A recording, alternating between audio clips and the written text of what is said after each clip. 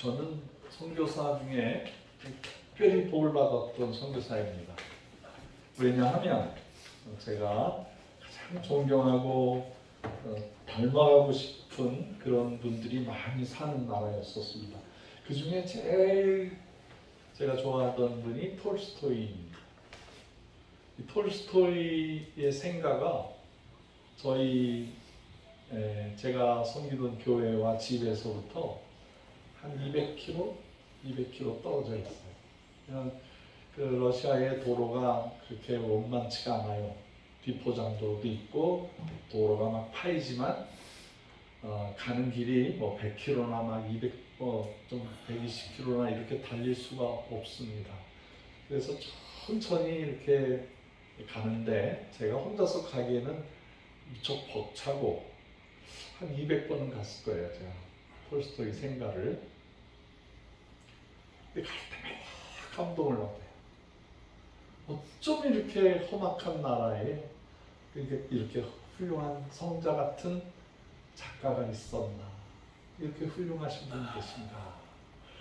그래서 제가 가는 시간 2시간, 오는 시간 2시간, 거기서 지내는 시간 한 5시간 해서 하루 종일 톨스토이 얘기만 해요. 그러니까 제가 좋아하는 사람을 마음껏 얘기할 수 있다는 게 저한테는 큰 행복입니다. 그분이 살던 동네가 그 모스크바에서 남쪽으로 똑바로 있는데 그 지역의 큰 도시를 툴라라고 그래요. 툴라. 근데 툴라라는 지역에 특산품이 나오는데 그 제철 공장이 있어요. 저 우랄산에서 채광권을 얻은 사람이 철광석이 안 나오는 툴라를 발전시키기 위해서 거기에다가 재련소를 만들고 거기에서 대포도 만들고 여러 가지 탄약을 만들고 그랬던 것입니다. 그리고 그 동네에서 한 25분 정도 서쪽으로 가다 보면 야스나야 빨야나라는 아주 아름다운 동네가 있어요. 야스나라는 말은 아주 선명하다. 그 어떤 산천에 스모그가 낀 게 아니고 황사가 있는 게 아니고 비가 온 다음에 쨍 하고 그 선명하게 보이는 그런 때 쓰는 말이 야스나야, 그렇게 말을 해요. 빨야나라는 말은 벌판이다, 그런 뜻이에요. 그러니까 톨스토이가 자기가 살은 야스나야 빨야나라는 동네를 생각하면 그게 가장 전형적인 러시아의 농촌 풍경이다, 그렇게 글에다 쓰곤 했습니다. 그래서 저도 그 동네에 가서 톨스토이의 생각을 다시 한번 추려보고 그가 어린 시절에 어떻게 이렇게 살았구나, 톨스토이가 태어난 집, 톨스토이가 전쟁과 평화를 쓰고 여러 가지 톨스토이의 그 최고의 소설 부활이라는 소설을 쓸 때 그 야채 창고 거기를 딱 막으면은 거기 들어가 보면은 아무 소리가 안 들려요. 바깥의 소리가 완전 소리가 끊어진, 거기에서 며칠이고 몇 달이고 그렇게 글을 써서 대작품들을 쓴 곳입니다. 그가 쓴 여러 가지 그 장편, 단편 소설 중에 특별한 글이 있습니다. 사랑이 있는 곳에 하나님이 있다라는 글이에요. 러시아 18세기, 19세기에 아주 가난한 구두 수송공이 마르틴이라는 사람이 살고 있었습니다. 그 사람이 아내를 잃어요. 그 당시에 러시아가 굶주려서도 많이 죽고 또 질병으로도 많이 죽곤 했습니다. 두 자녀를 또 잊어버려요. 그리고 하나 남은 자녀까지, 막내 아들까지 죽게 되었습니다. 그러니까 삶의 모든 의욕이 다 사라져버린 거예요. 그래서 다니던 교회도 나가지 않고 그냥 안 먹던 술을 마시고 방황하고 있었어요. 그렇지만 그 동네 나이 드신 어른들이 격려해주고 다시 교회로 이끌어서 그 노인이 교회 가서 성경을 읽으면서 마음을 다시 다 잡게 되겠습니다. 그러고 어느 날 밤에 성경을 읽던 마르틴이 누가복음에 향유를 부은 여인 일화를 읽으면서 나도 예수님을 만나면 어떻게 해드릴까, 어떻게 대접을 해드릴까 라는 생각을 하게 되었습니다. 코드를 적어 빼시면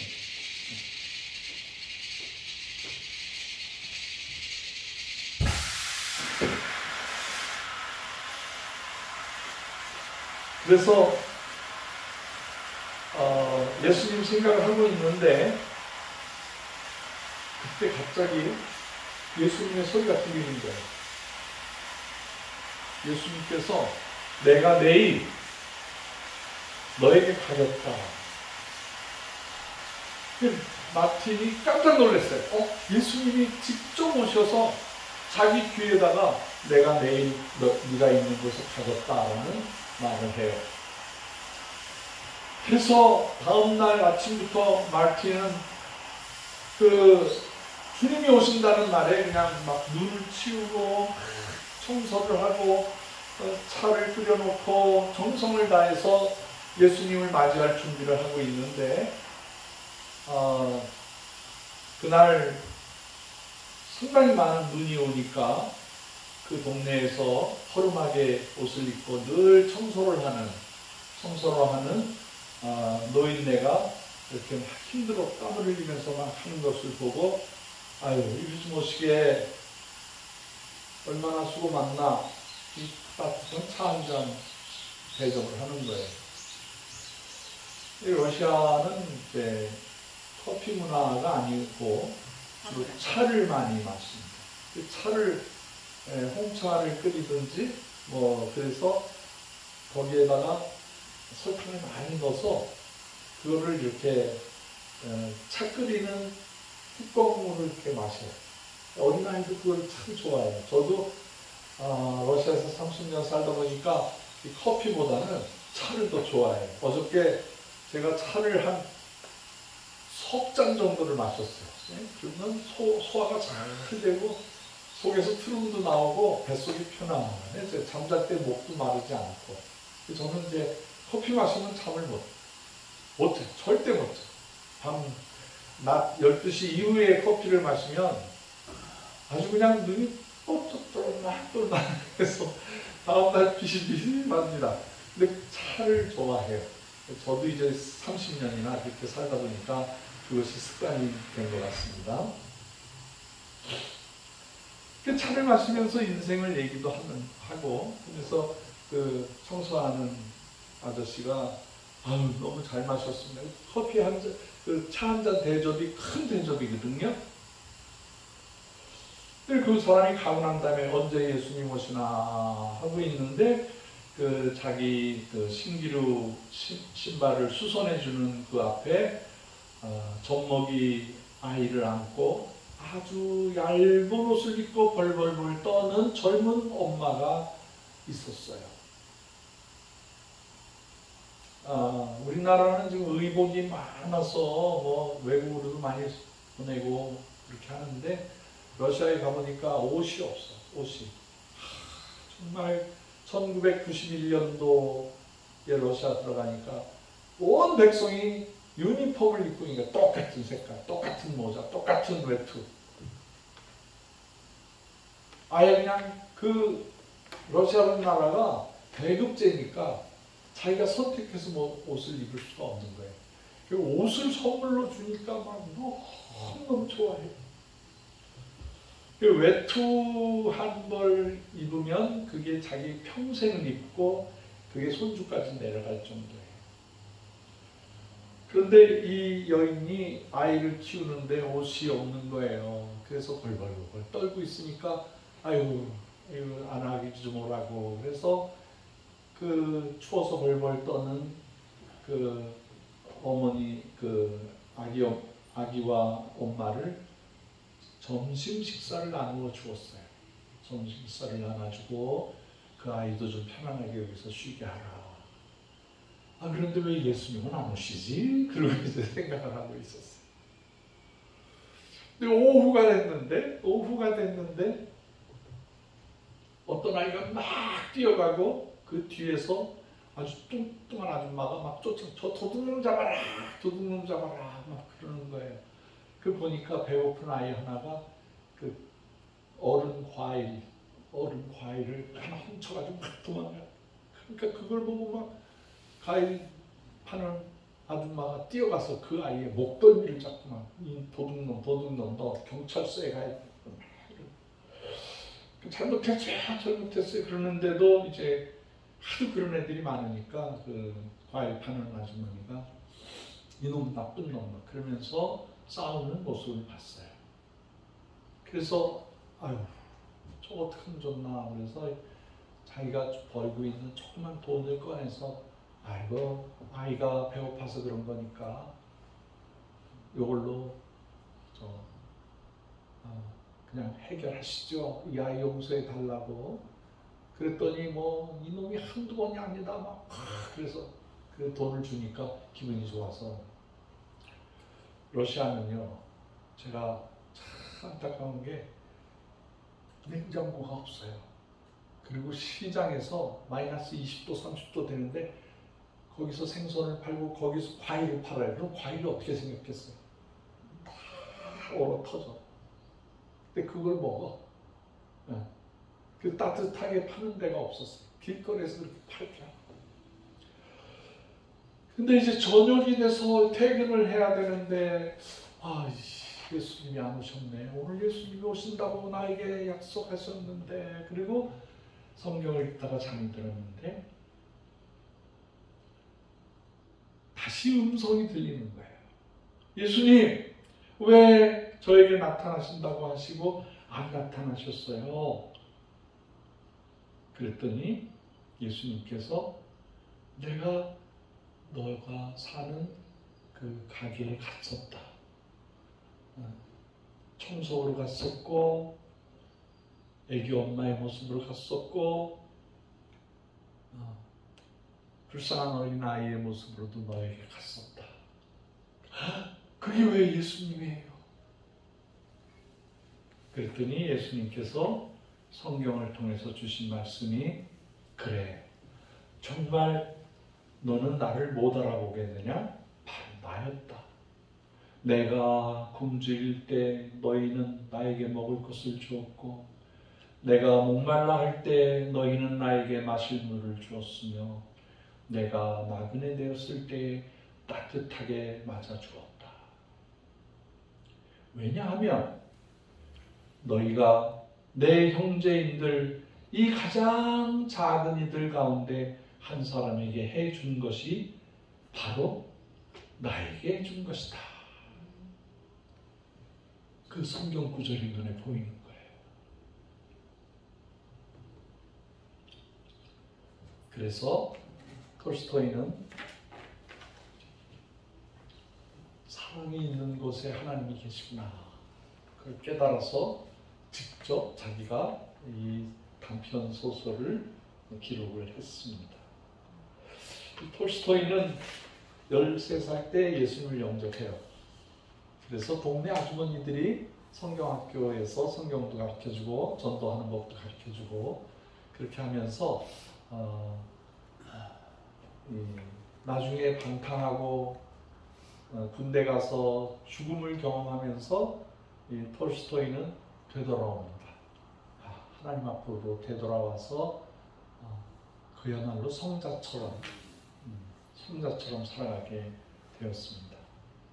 오늘 말씀의 제목이 지극히 작은 자에게 한 것, 그것이 바로 나에게 한 것이다. 이 말씀 하나가 우리 기독교인들을 어떻게 바꿔놨냐면 2000년 동안 고통당하는 곳에 주의 종들이 가서 그 고통당하는 자를 섬기는 일을 해요. 교도소에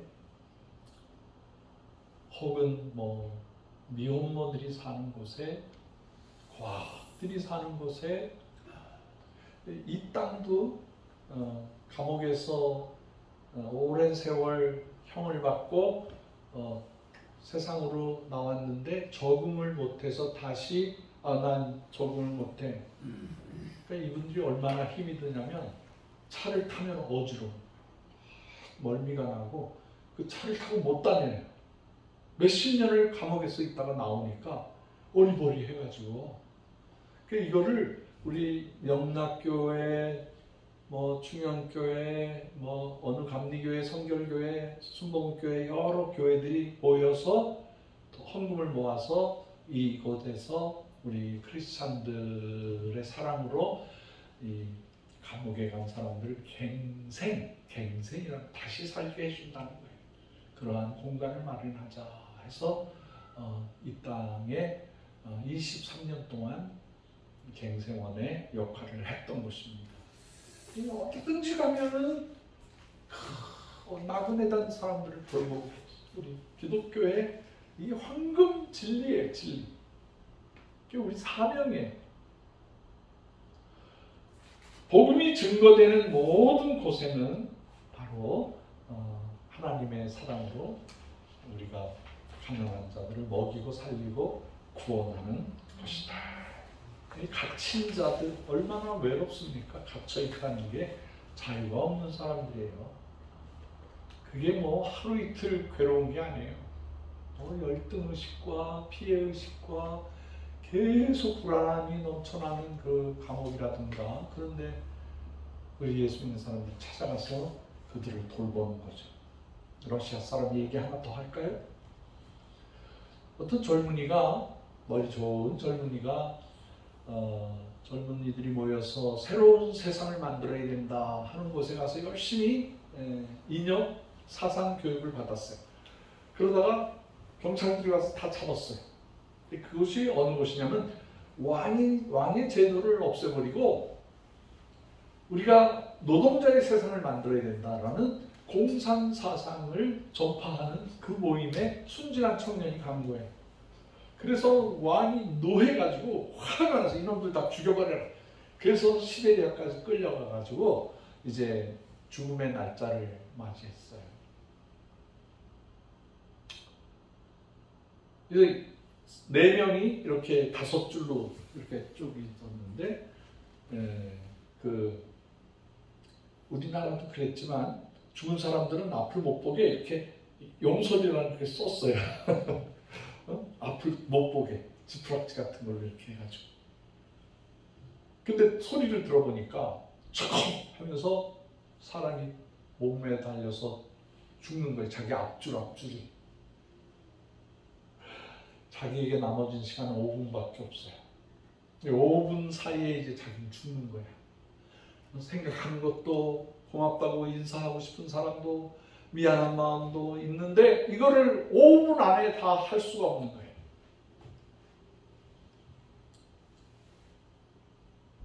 근데 자기 차례가 이제 탁 오는 순간에 저쪽에서부터 막 날타는 소리가 들려오더니 멈춰라!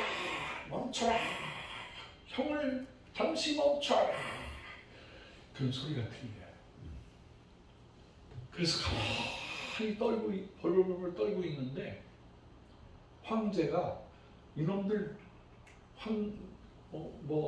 반역죄를 저질렀지만 죽이지는 말아라. 그래서 살아났어요. 근데 자기의 온몸에 땀이 젖고 바지에 오줌을 싸고 죽음 앞에서 이거를 벗으니까 머리가 하얗게 되더라고요.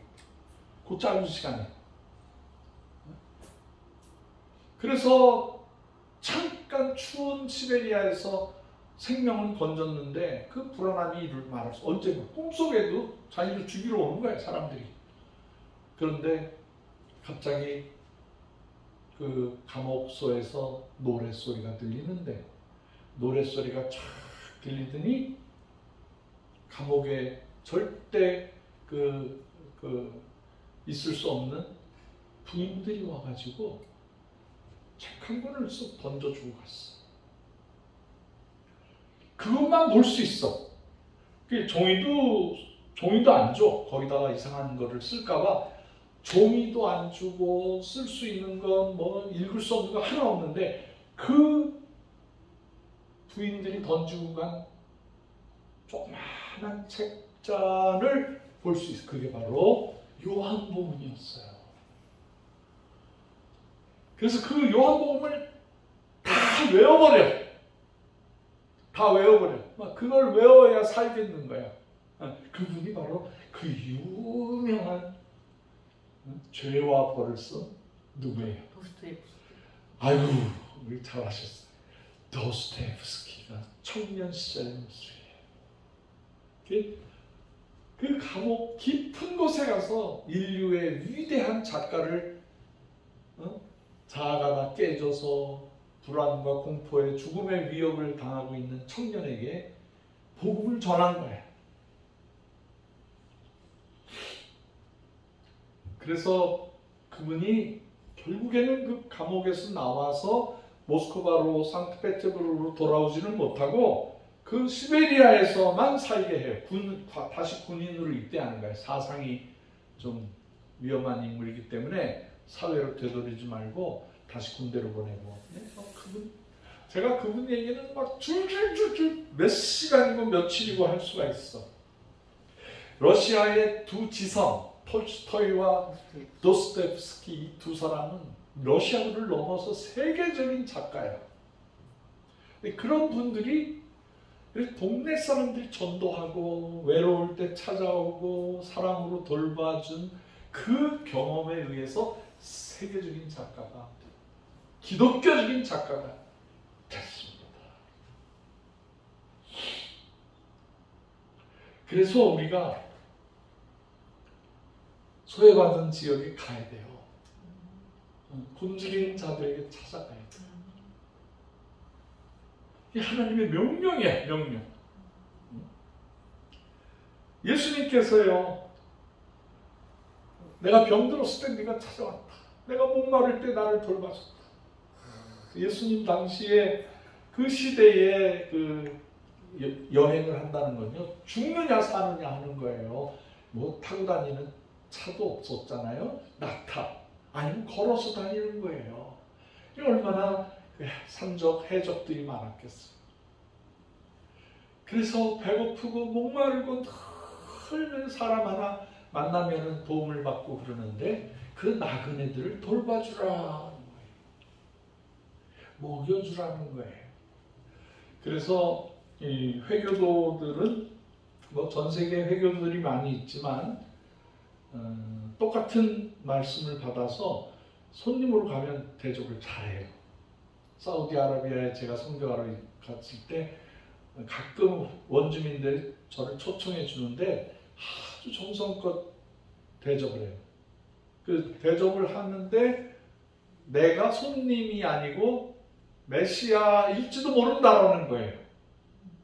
그런 생각이 첫 번째고, 신이 알라가 손님들을 잘 대접하라고 그랬다. 아브라함도 봐라.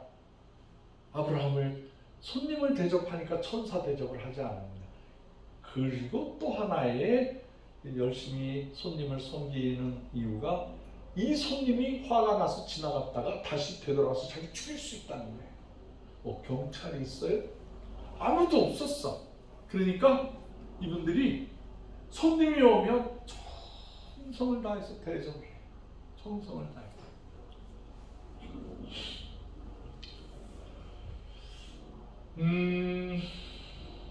우리 한민족 고구마 나눔 운동은요, 자연스럽게 어느 한 특수한 하나님의 사랑을 가지고 섬기는 그런 단체가 되었어요.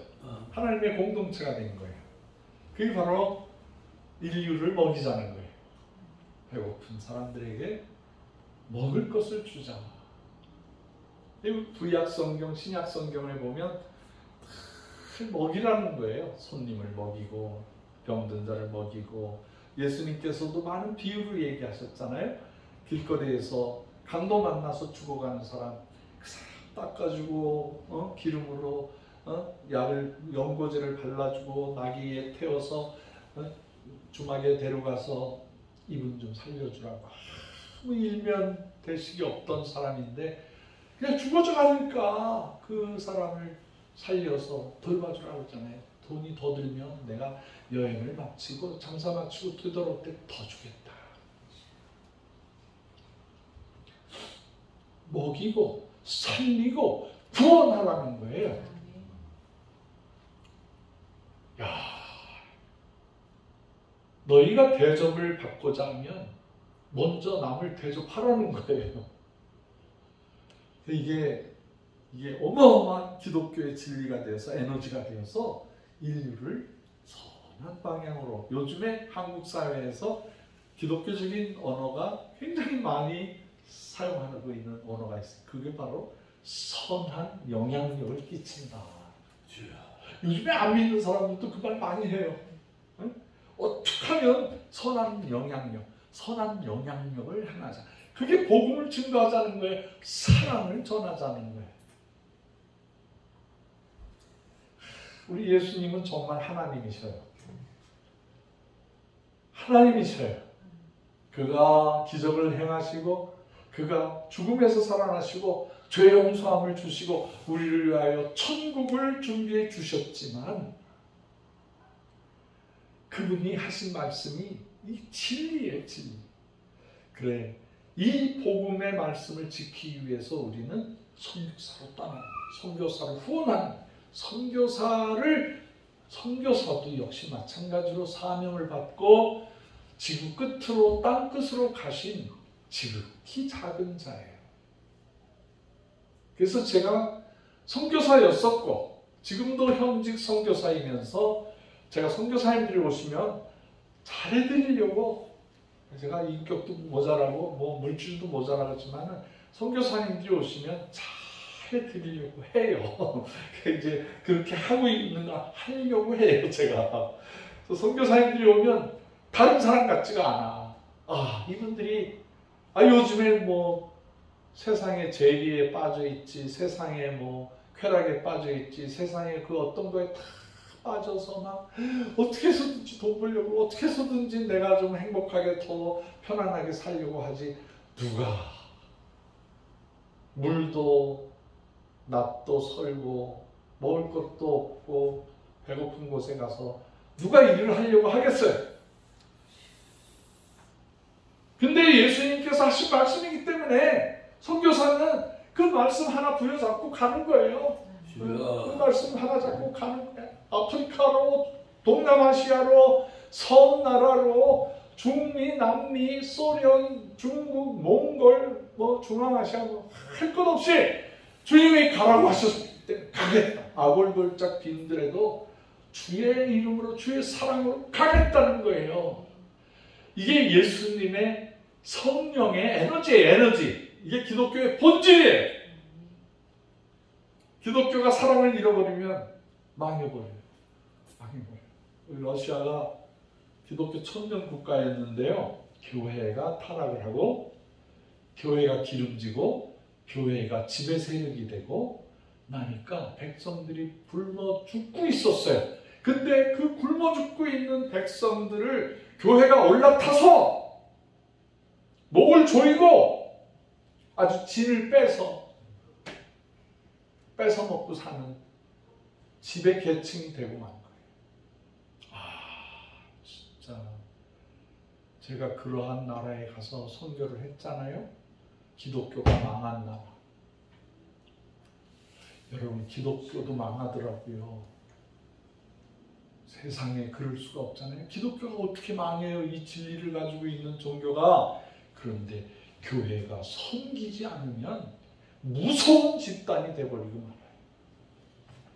여기 뭐 멀지 않은 지역의 한 교회가 목사님이 고생해가지고 교회를 부흥시켰어요. 그 막 사람들이 막 아파트가 세워지니까 교인들이 많아지고 막 하루가 다르게 배가 부흥되니까 교회도 멋지게 짓고 그러니까 이 정도 됐으면 나 이제 그만 일하겠다. 그래서 65세 혹은 어느 교단에서는 70세까지 목회를 할 수 있는데 나 일찍 하겠다. 63세에 나 일찍 은퇴하겠다. 그러면서 나 수고했으니까 나 10억 달라. 여기 아파트 나한테 주라. 내가 선교하러 다니면 나한테 선교비 달라. 노골적으로 얘기해버렸어. 그러니까 그 교인들이 그렇게 해드려야죠 하는 착한 분도 계시지만, 아니 내가 여태까지 예수님 말씀 듣고 목사님 말씀 듣고 믿음으로 살라고 했는데 목사님 말년에 보니까 돈 때문에 저렇게 하셨네? 막 교회가 막 흔들리고 막 무너지고 막 교인들이 산산이 흩어지고 막 이렇게 돼버렸어. 이게 사실이더라고. 그러니까 우리 평신도들은 드리고 또 드리고 모자라서 또 드리고 또 드리는데 목자가 저를 포함해서 목자가 돈을 위해서 산 모습을 마지막에 보여주니까 교회가 얼마나 시험당하는지. 그렇게 교회를 부흥시켜놨는데 이제는 아무 목사가 오면 자기 내쫓김 당하고 자기가 비리를 저지른 게 다 드러나게 되니까 자기 아들한테 넘기고 사위한테 넘기고 교회가 점점 이상해지는 모습이 있어요. 왜 캐톨릭이 신부들을 수녀들을 결혼을 안 시키는 줄 아세요? 아세요? 왜 결혼 못하게 하느냐 이 말이에요. 여러 가지 이유가 있지만 이 신부가 부인이 있고 자녀가 있고 그러면 교회의 재물을 자녀들한테 넘긴다. 세상적으로 말하면 당연한 거죠. 세상적으로 말하면 자기가 부를 이루었으면 그 부를 자손들에게 해서 더 망하지 않게 하고 더 부흥하게 하는 건 맞아. 그러나 교회는 그게 아니에요. 교회의 큰 진리의 말씀은 소외된 자, 병든 자, 배고픈 자, 그 모든 사람들을 찾아가서 그들의 사랑을 나누라고 했는데 이거 모으는 모습을 보여주면은 타락을 하게 된다. 이게 21세기 한국 교회와 세계 교회를 향한 하나님의 분명한 불꽃 같은 눈으로 보시는 하나님의 그 음성이에요. 하나님의 시각이에요. 그러니까 우리 한국만이라도 이거 잘 감당해야 돼요. 한국 재정이요 간당간당해요. 재정이 요만큼 생겨 요만큼 써. 재정이 요만큼 있어. 이거 중앙아시아로 보내자. 이거는 어느 나라로 보내자. 선교사님 오시니까 잘 대접해드리죠. 여러분이 제가 여러분들이 내는 모든 헌금은 거의 선교사님들을 위해서 써. 거의 최선을 다해서 제가 주님 나라 갈 때까지 그렇게 해야 되겠어요. 그래 우리 한국은의 정신이어야 되지 않겠느냐 그렇게 생각을 합니다. 본문 말씀에 보면은 그 양과 염소가 같이 무리에 섞여서 이렇게 다니는데 처음에 제가 중동 사우디에 가서 보니까 양이 어떻게 생겼고 염소가 어떻게 생겼고 구별이 안 되더라고요. 색깔도 비슷하고. 그런데 이 양의 뿔은 이렇게 돌아서 달팽이처럼 생겨가지고 이렇게 찌르지를 않아요. 찌르는 이렇게 조그만 돌아가더라고. 그래서 우리 사우나에 가면 수건으로 이렇게 양머리 만들어가지고 이렇게 하잖아요. 그게 양의 뿔을 상징하는 그런 거예요. 그런데 염소는 날카로워. 이게 아주 날카로워. 뾰족해. 그래가지고요. 밤이 되면은 춥고 또 늑대들 나타나고 그러니까 양우리에다가 이제 이렇게 넣어야 되는데 양들은 참 똑같이 행동하다가도 목자가 자, 모여라, 모여라. 그러면 목자의 음성을 들어. 그래서 양 우리 안으로 다 들어가. 근데 염소는 그 말을 안 들어. 목자의 말을 안 들어. 그리고요, 가만히 보면은 이 목자한테도 와서 막 뿔질을 해. 자기 속이 편할 때까지 막 계속 쫓아와서 받아. 그 양을 돌보는 보도 콜리라는 강아지 있어. 그 개가 아주 날카로워. 근데 등치는 작아. 근데 걔는 이 염소가 막 받으려고 그러면 아주 납작 이렇게 엎드려. 그러면 뿔이 이렇게 머리로 이렇게 쓱 지나가고 막 지혜로운 거죠. 근데 제가 얘기하고자 하는 것은 양이나 이 염소는 비슷해. 근데 목자가 부를 때 말을 듣느냐 안 듣느냐 차이. 여기 예수님께서 우리 크리스찬 예수 믿는 사람이 어떻게 하라고 그랬어요? 양과 같이 목자의 소리를 들으라는 거예요. 목자의 소리를 들으라는 거예요. 뭐 놀러 다니고 막 풀 뜯어 다닐 때는 염소나 뭐 양이나 다 비슷해요. 하는 행동은 다 비슷해. 근데 목자의 음성을 듣느냐 안 듣느냐, 그 차이더라고. 그 차이. 우리 교회 안에도 많아요. 교회 안에도 신자들이 많고 뭐 이렇게 교회 안에 많은 그 공동체가 있어서 재밌게 지냈는데 결국에는 목자의 소리를 듣느냐, 말씀에 순종하고 사느냐. 우리가 한고은의 정신은 하나님의 말씀을 듣고 순종하는 거예요. 우리는 그거밖에 없어요. 그거밖에 없어. 저희 삶도 그래요. 제가 사우디아라비아에 선교사로 갈 때도 순종하고 갔어. 순종해서 집싸게 고생했지만 정말 훈련을 잘 받았다. 참 감사하다. 죽음의 고비를 몇 번 넘겼어. 그 청년 시절에.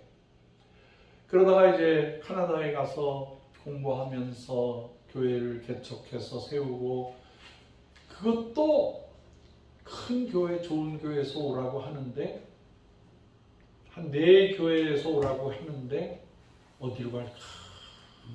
금식기도 하다가 하나님 제일 고통스러운 곳으로 가겠습니다. 그 아내한테 물어봤어요. 여보 어디로 갈까? 어려운 데로 가자는 거예요.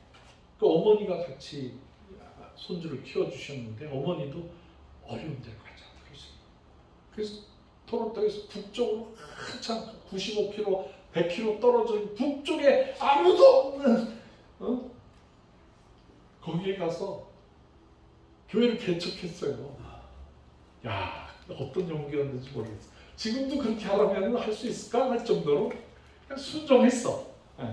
그래서 캐나다에 와서 사람들이 북적북적하고 막 가득한 곳에 가서 하면서 뭐 목사의 권위를 나타내고 뭐 목회 잘하는다는 그런 말 듣는 것보다 나는 선교사 출신이니까 정말 선교지로 가야 되겠다. 그래서 온 식구들이 허락을 해서 저기 그 토론토 북쪽에 베일이라는 곳이에요. 베일이라는 동네에 가서 거기에서 교회를 개척했는데 거기에 한국 사람이 23명 살았어. 23가정.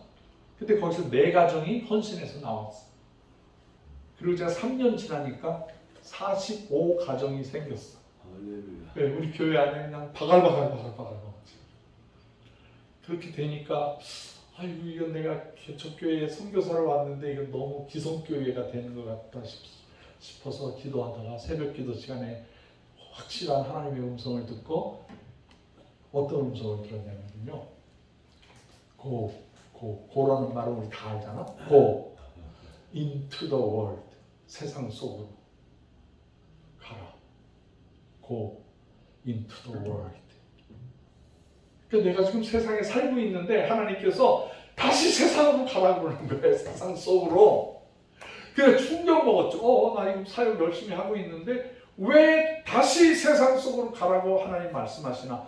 그 묵상하다가 그때 러시아의 죽음의 골짜기에서 죽어가는 사람들의 환상이 막 보여졌어요.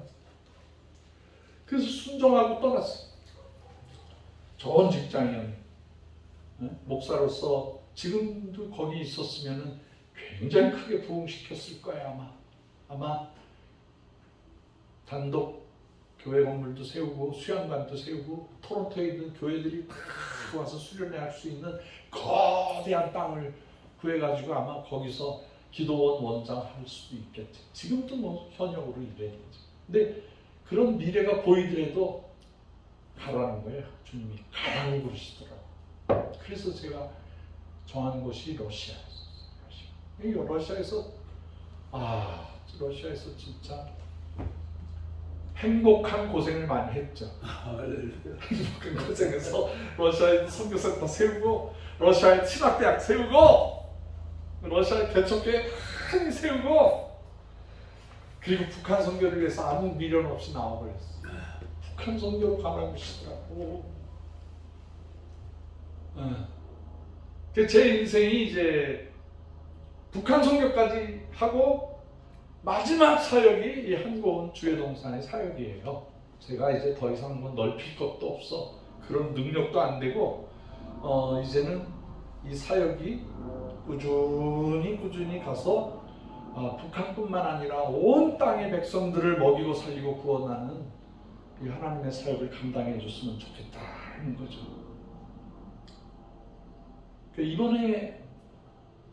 이번에도 내 나라에서 봄에 와서 복음화 심어달라는 거예요. 내 나라에서.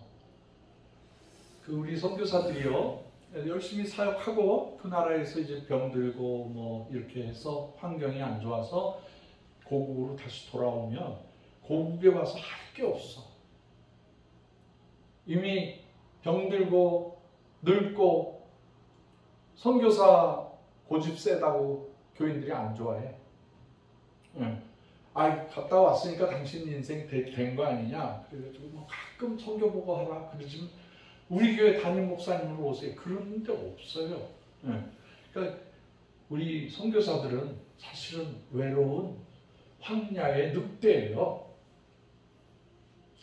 아까도 얘기했지만 우리 선교사들도 작은 자야. 지극히 적은 자야. 그래서 땅 끝에 가서 고국에서 맛있는 음식도 못 먹고 마음대로 말도 못하고 그냥 배워서 겨우겨우 서바이벌, 생존의 언어를 배워서 설교 한 편 하려면 얼마나 고생스러운데 이거 해가지고 원주민 불러서 이렇게 읽어보게 하고 발음 틀린 거 고치고 막 아이고 그냥 한국말로 설교하는 게 얼마나 편한데 얼마나 편한데 이걸 넘어서 살아가는 거죠. 그리고 한 생애를 선교지에서 있다가 돌아오면은 환영을 못 받아. 내가 그거를 눈으로 이렇게 보고 저도 경험하면서 이 선교사님들에게 더 희망을 줘야 되지 않을까. 갇힌 자, 병든 자, 배고픈 자, 이 세상에 왕따당하고 소외받은 그런 사람들 중에 선교사들을 돌봐야 되겠다는 생각이 절절한 거예요. 절절한.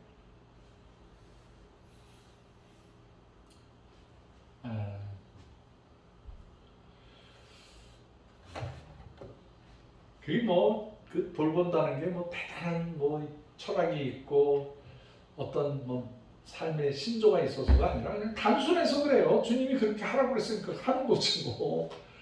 누가 미쳤다고 다른 나라에 가서 생고생을 하면서 살아. 내가 주님 사랑하니까 간 거지 뭐. 그래 안 그래? 내가 좋아서 내가 주님 사랑하는 표현이었는데 그럼 누구를 원망하랴. 내가 인생 잘못 살았다고 생각할 이유가 하나도 없잖아요. 저는 그래요. 정말 내가 주님 더 사랑했습니다. 속으로는 내가 정말 주님 사랑해서 땅 끝에 갔습니다. 그게 이제 제가 이 주회동산을 섬기는 마음입니다. 이번에 타일랜드 그 타일랜드 선교사님이 저 북쪽 마을에 어렵게 교회를 개척 창립을 하셔서 교회를 세웠더라고요. 어우, 얼마나 기특해요. 선교사님이 방콕에 있는 교회만 해도 막 어렵고 힘들 텐데 늘 예산 헌금이 없어서 교회 건축하다가 못했습니다. 막 그런 보고만 하다가 이번에 저쪽에다가 하나 했습니다. 그리고 연락이 와서 너무 감사해서 아유, 거기 땅이 있어요? 그랬더니 좋은 땅이 있어요. 황토 땅에 고구마 심어주세요. 그러더라고요. 너무 감사해서 이 선교사 얼마나 힘들었을까. 그래서 이제 우리가 이런 마음으로 가겠다 그러니까 마침 잘 됐습니다. 우리가 미얀마 쪽 국경선에 거기에 그 미얀마 사람들이 생명 걸고 탈출한 우리나라 말로 하면 탈북자들이죠. 근데 이분들은 탈남자들이야. 이렇게 미얀마에서 그 밀림 숲속에서 막 그래서 타일랜드까지 온 거죠. 제가 그 동네를 잘 알아요. 거기가 고산지대야. 3,000m, 4,000m 그렇게 돼요. 그러니까 거기 이쪽으로 가면 인도, 이쪽으로 가면은 캄보디아, 이쪽으로 가면은 타일랜드 다 이렇게 다 네팔 막 다 흩어져 있으니까 그까짓 거 남의 나라 가는 건 몰래 가는 건 문제가 없죠. 근데 와서 보니까 언어도 틀리죠. 먹고 살 방법이 없는데 그래도 이 선교사님 눈에 그분들이 눈에 띈 거야. 그래서 센터를 하나 지었어. 근데 그 땅이 굉장히 좋은 황토 흙이 있다는 거예요. 황토. 고구마 딱입니다. 그래서 잘 됐습니다 하고 이번에 가게 된 것이죠. 이 일도 마찬가지예요. 그 땅 끝에 작은 자를 위해서 가는 거예요. 작은 자. 저 들어오시다 보면 고구마 종순이 있잖아요.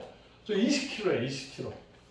저 20kg를 이제 강 목사님 백에다가 하나 넣고 장본사님 백에다 하나 넣고 나머지는 제 백에다가 좀 많이 넣고 그렇게 해서 잘 통과해서 그 땅에다 심어주면은요, 이 타일랜드는 1년 내내 따뜻해. 그래서 2모작, 3모작, 4모작, 12모작을 할 수 있어. 12달 심을 수가 있어. 12달. 그러니까 잠시 20kg가 200kg, 2톤, 20톤, 200톤 북한에 심은 게 지금 2,000톤, 3,000톤 막 나와. 가서 1톤 정도 심어줬는데 그게 어마어마하게 늘어나는 거예요. 큰 보람이죠. 감사하죠. 어느 목사님이 그래요, 저한테.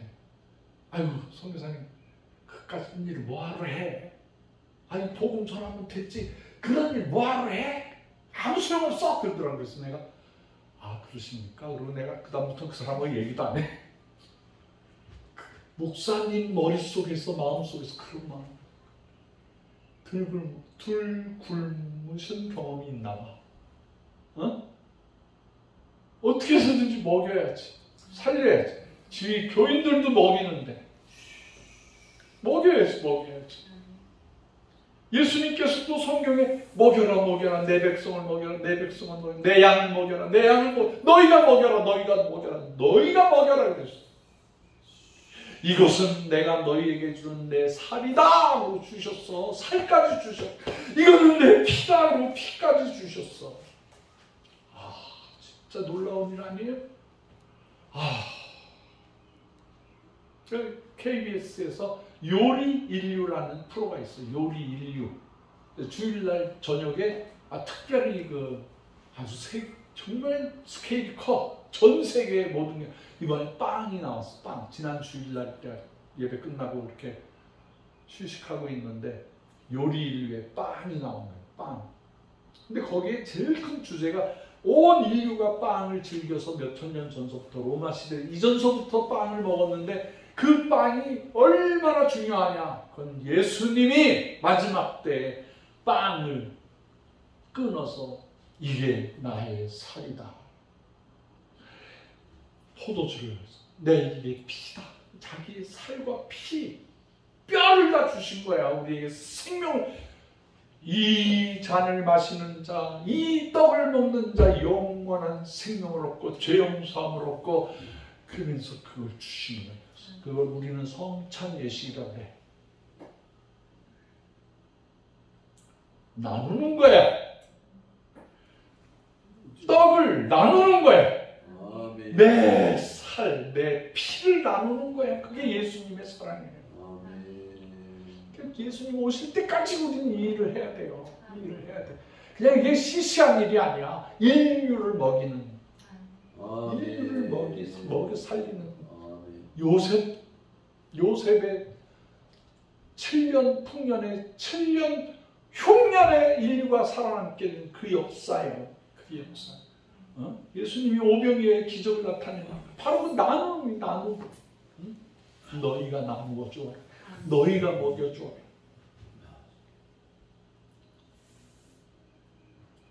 우리가 지금 여기 소수가 모여 있대지만 이거 아니에요. 우리 한 사람 100명, 1000명, 10,000명 이상의 가치가 있는 거예요. 우리나라 선교단체 중에 우리 한국이 제일 아름다운 곳이라고 생각을 해. 할렐루야. 할렐루야. 네, 다른 선교단체도 내 존중을 해. 존중하고. 제가 섬기는, 여러분이 섬기는 거니까 최고지. 뭐 이거보다 더 귀한 게 어디 있어. 땅 주셨잖아요. 여러분 주셨잖아요. 세상에 이렇게 좋을 수가 있나. 응? 타일랜드에 가서 타일랜드 사람 먹여주고 선교사님 살려주고 미얀마 난민들 먹여 살리죠. 5월달 말에는 우즈베키스탄에 가서 고려인들 먹일 수가 있잖아요. 그 고난받던 고려인들 먹이죠. 거기에 중앙아시아 사람들 먹여 살릴 수가 있죠. 그 옆에 타지키스탄 지금 전쟁 중이거든요. 타지키스탄 사람들이요 정말 중앙아시아에서 제일 가난한 사람들이 거기 갖다 심어드릴 거예요. 그 생명 걸고 국경선 통과해야 돼. 여기서 한 7시간 날아가서 도착하자마자 거기에 이제 우즈베키스탄 타시켄트에 도착하자마자 절반은 거기다 떨어뜨려 놓고 나머지 그 타시켄트에서 오신 분 따라서 그 전세 택시를 타고 확 가야 돼. 그래서 거기서 2박 3일, 3박 4일 거기서 가난한 사람들 위해서 심어주고. 그 나라에 고구마가 없어. 그랬더니 저기 키르기스탄에서도 조금 더 심을 때가 있는데 좀 저희들한테 나눠주세요. 그래서 고구마 종수 따로 고추고 다 넘겨주는 거예요. 중앙아시아에 지금 5개 국가 중에 이제 3나라, 4나라 해주게 된 거죠. 지난번에 키르기스탄 해주고, 그 다음에 카자흐스탄 해주고, 이번에 우즈베키스탄 해주고, 타지키스탄 해줬어요. 그러니 이제는 중앙아시아 사람들 먹고 사는 거야. 안 굶어주고 이제.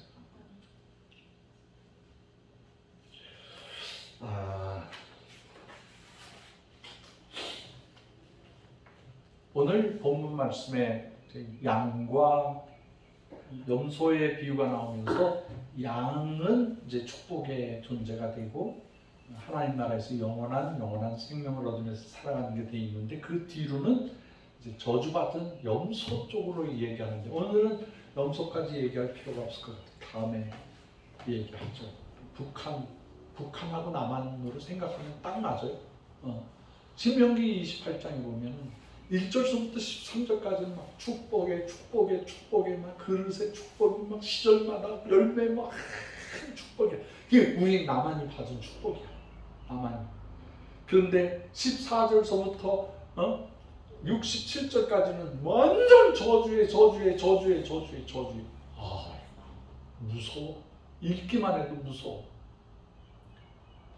우리는 축복을 전하는 공동체다.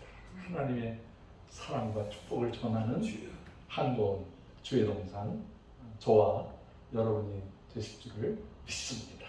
기도하겠습니다. 하나님 아버지 주여 주의 음성을 들어 순종하는 저희들 되게 하여 주옵소서. 그래서 죄 용서함 받고 영생을 얻어 평화를 전하는 자, 먹이고 살리고 구원시키는 자, 동족을 살려내고 인류를 살려내는 위대한 사역이 이루어지게 하여 주옵소서. 아멘. 다음 주간에 타일랜드와 미얀마와 그 근처에 사는 모든 분들을 위해서 출발합니다. 비행기편을 축복하시고 주여 저희들이 잘 순종하여 감당하고 돌아올 수 있게 하여 주시옵소서.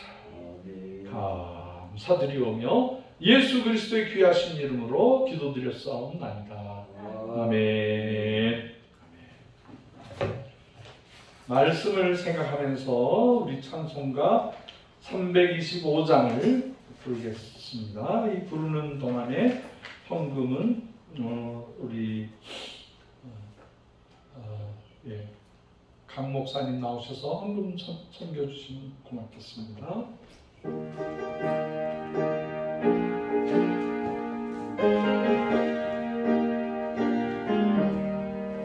예수가 함께 계시니 시험이 오나 겁없네. 기쁨의 근원 되시는 예수를 위해 삽시다. 아멘. 날마다 주를 섬기며 언제나 주를 기리고 그 사랑 안에 살면서 딴 길로 가지 마. 4절 주께서 심판하실 때 주께서 심판하실 때 잘했다 칭찬하리니 이러한 삶도 받도록 예수를 위해 삽시다. 날마다 주를 섬기며 언제나 주를 드리고 그 사랑 안에 살면서 딴 길로 가지 맙시다.